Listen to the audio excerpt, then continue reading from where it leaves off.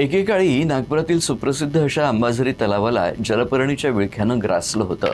मात्र प्रशासनाची कार्यकारी बाजू आणि युसेनच्या सतत पाठपुराव्यानं अंबाझरी तलाव जलपर्णीमुक्त झाला खरा, पण पुढे काय याच संदर्भातील बातमीचा आढावा घेतलाय आमचे प्रतिनिधी अनिकेत यांनी. माझ्या मागे तुम्ही बघू शकता, हे आहे अंबाझरी तलाव. काही महिन्यांपूर्वी याच तलावावर जलपर्णीने हे पूर्ण आच्छादलेलं होतं आणि आता याची स्थिती जरा वेगळीच आहे. आपण माझ्या मागे बघू शकता की हे तलाव आता संपूर्णपणे जलपर्णीमुक्त झालेलं दिसतंय.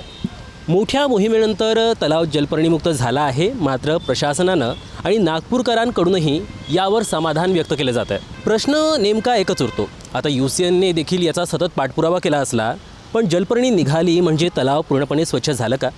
कारण जलपर्णी ही केवळ तलावाच्या पृष्ठभागावर दिसणारी समस्या आहे. तिची पुन्हा वाढ होऊ नये यासाठी तलावात येणारं सांडपाणी, पाण्यातील पोषक द्रव्यांचं प्रमाण आणि एकूण पाण्याची गुणवत्ता यावरही लक्ष देणं गरजेचं आहे. म्हणूनच आता प्रश्न फक्त जलपर्णी काढण्याचा नाही, तर ती पुन्हा वाढणार नाही याची काळजी घेण्याचा आहे. तलावाची नियमित देखरेख, सांडपाण्याचा स्रोत रोखणं, पाण्याची गुणवत्ता तपासणं आणि जलपर्णीचं शास्त्रीय व्यवस्थापन या गोष्टी सातत्याने झाल्या तरच अंबाझरीच्या पुनरुज्जीवनाचा हा प्रयत्न खऱ्या अर्थाने यशस्वी होईल असं म्हटलं जाऊ शकतं.